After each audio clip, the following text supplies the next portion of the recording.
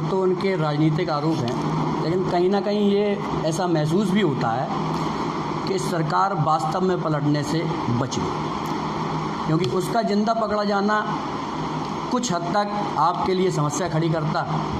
जाहिर सी बात है, आपने उसको पहले ही एनकाउंटर में हटा दिया इस दुनिया से, ताकि वो अपना मुंह खोल के अपनी सच्चाई को बता ना पाए। इसके पीछे कारण है, बहुत से तथ्य भी हैं।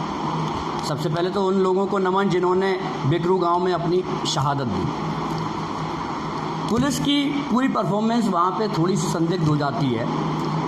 आखिर ऐसी कौन सी जल्दबाजी थी पुलिस को जो एफआईआर से पहले विकास दुबे का घर उनको गिराना पड़ा। अगर वो वास्तव में चाहते थे कि उनकी जो सहयोगी टीम या उनके जो साथी थे जिनकी हत्या की गई उनको इंसाफ मिले, उनके परिवार को इंसाफ मिले, तो उनको एक स्ट्रॉन्ग एफआईआर बेस तैयार करना चाहिए था। अगर वहाँ कोई एविडेंस आप बचा कर रखते, आज फॉरेंसिक वहाँ जा रही है, वहाँ पे अपना इन्वेस्टिगेशन कर रही है, जब वहाँ मकान ही नहीं रहा, वहाँ घटने का स्पॉट ही नहीं रहा, कुछ वहाँ बचा ही नहीं, तो फॉरेंसिक वहाँ पे क्या सबूत इकट्ठे कर लेगी। आप अगर चाहते थे कि विकास दुबे को कठोर से कठोर सज़ा मिले, हम भी चाहते हैं, क्योंकि उसने सबसे ज़्यादा उत्पीड़न हमारे समाज का किया, ब्राह्मण समाज का किया। उस बिकरू गांव और आसपास के पूरे क्षेत्र में सबसे ज़्यादा प्रताड़ित अगर कोई है तो ब्राह्मण है। उसने शुक्ला जी की हत्या की, उसने पांडे जी की हत्या की। अभी भी रिसेंट में जो उसका मुकदमा, जो मैटर जिससे ये पूरा खड़ा हुआ, वो भी रोहित तिवारी है, वो भी ब्राह्मण है। वहाँ वो गरीबों की ज़मीन को लूट रहा है, सब कुछ कर रहा है। आखिर विकास दुबे को विकास दुबे किसने बनाया? ये सारी बातें उसके अरेस्ट होने के बाद खुल करके सामने आती हैं। इस बात को पुलिस भी भली बात ही समझ रही थी कि अगर वो जाएगा तो कहीं ना कहीं हम लोगों के नाम भी आएंगे, क्योंकि जो मीडिया रिपोर्ट्स आ रही हैं उनके हिसाब से वो 200 पुलिस वालों के संपर्क में था। पूरे कानपुर ज़िले की पुलिस महकमा बदलना पड़ता योगी जी को अगर वो अपना मुंह खोलता। जाहिर सी बात है, जब पुलिस सपोर्ट में है तो कहीं ना कहीं सफ़ेद पोस्ट भी सपोर्ट में होते, कुछ ना कुछ ऐसे नाम भी आते जो दिक्कत तलब होते।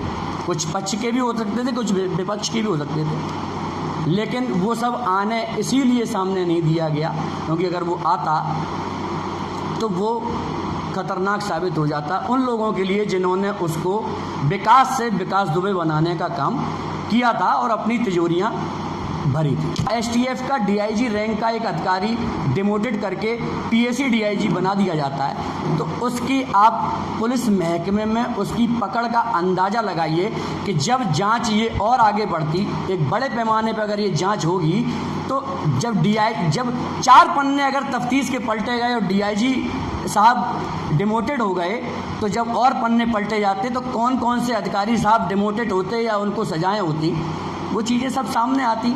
वो ना आ पाए इसलिए उसका मकान गिरा दिया, सारे एविडेंस ख़त्म कर दिए जो उसके घर से मिल सकते थे, क्योंकि पता नहीं, हो सकता है कि एविडेंस उसके फेवर में मिलते या इनके फेवर में मिलते, कोई भी लपेटे में आ सकता था। जो गलत होता उससे एविडेंस प्रूफ करते कि ये आदमी गलत था।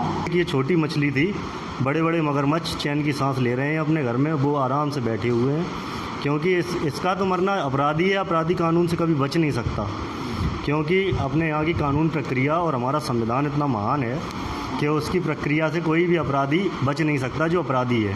परंतु किसी भी अभियुक्त को अपराधी कह देना उसका अपराध साबित होने से पहले, ये उस कानूनी प्रक्रिया का मजाक है और ये नहीं होना चाहिए।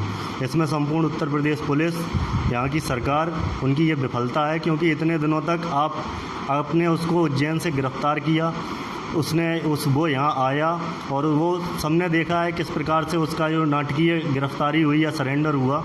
उसके बाद अगर उसको भागना होता तब भाग जाता, पुलिस तब भी वहाँ थी मौजूद, मंदिर के गार्ड उसको डंडा लेकर पकड़ सकते हैं और पूरी एसटीएफ की टीम जाके उसको कंट्रोल नहीं कर पाई और सिर्फ उसी की गाड़ी पलटी।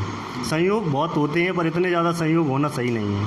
हाँ, ये है कि अब मैं यही कहूँगा, पुलिस ने अपना काम कर दिया जो उचित नहीं था, क्योंकि इसमें बहुत से पहलू अभी जांच के लिए आएंगे। अब सरकार से उम्मीद क्या है, क्या करेगी, क्योंकि प्रशासन की जिम्मेदारी होती है कि अदालत की मर्यादा बनी रहे और कानून का पालन लोगों तक कराया जाए।